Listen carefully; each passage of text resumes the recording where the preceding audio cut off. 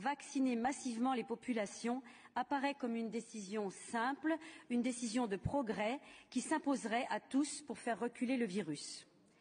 Et ceux qui osent douter, réfléchir et finalement faire un autre choix seraient d'obscurs complotistes. Pourtant, parmi eux, on trouve des institutions très sérieuses, comme l'Académie de médecine qui s'est prononcée contre une 3e dose généralisée, comme le professeur Alain Fischer, monsieur vaccin du gouvernement, qui se prononce contre la vaccination obligatoire, le contexte actuel ne le justifiant pas.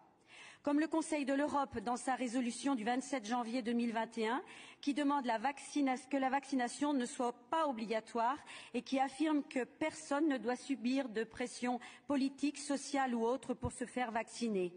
Récemment, 4 pays, la Finlande, la Suède, la Norvège et le Danemark, interdisent le vaccin Moderna pour les hommes jeunes en raison des risques courus. Ou encore les nombreux collectifs de chercheurs et de scientifiques qui expliquent leur refus du vaccin obligatoire.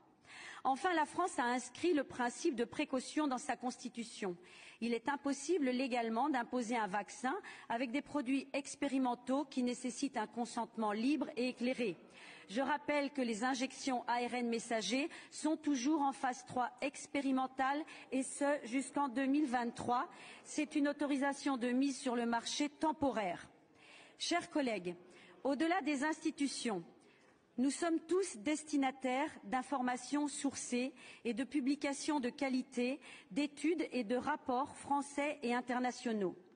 Dans les documents qui nous sont transmis, on nous alerte sur l'insuffisance des preuves concernant l'innocuité et l'efficacité des vaccins, sur la sécurité des injections, sur la transmission du virus ou encore sur les risques qui pèsent sur la vaccination des jeunes, des enfants, sur les sujets souffrant de pathologies graves ou sur les femmes enceintes.